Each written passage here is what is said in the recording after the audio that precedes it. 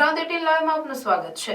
વડોદરાના અટલાદરા વિસ્તારના જય ભવાની ગ્રુપના પ્રમુખ અને ભાજપના અગ્રણી રાજુભાઈ ઠક્કરના જન્મદિવસે અનોખી ઉજવણી કરવામાં આવી।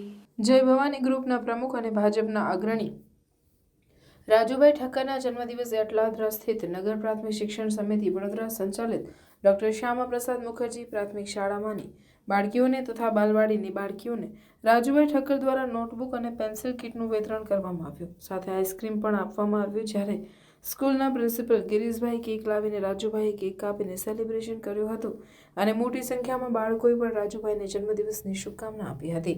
જ્યારે દર સાલની જેમ તેઓના જન્મદિવસે 600 બાળકીઓને નોટબુક અને પેન્સિલ કીટનું વિતરણ કરવામાં આવ્યું।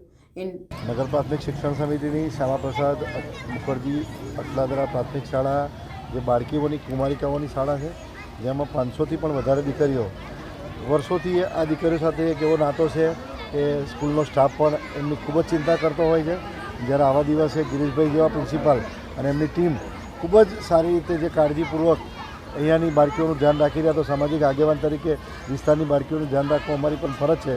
મંદિરે પણ જતાં પહેલાં સાક્ષાત જગદંબાના દર્શન કરવા જો હોય તો બાળકીઓ વચ્ચે આવીએ છીએ અને આજના દિવસની શરૂઆત અહીંયાથી કરી એમના આશીર્વાદ પ્રાપ્ત કરીને અહીંયાથી દિવસની શરૂઆત કરીએ છીએ।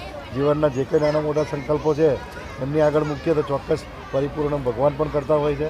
એટલે આજના દિવસે બાળકીઓને હર્ષોલ્લાસ સાથે એમની આજના મારા જન્મદિવસની ઉજવણી શરૂઆત કરી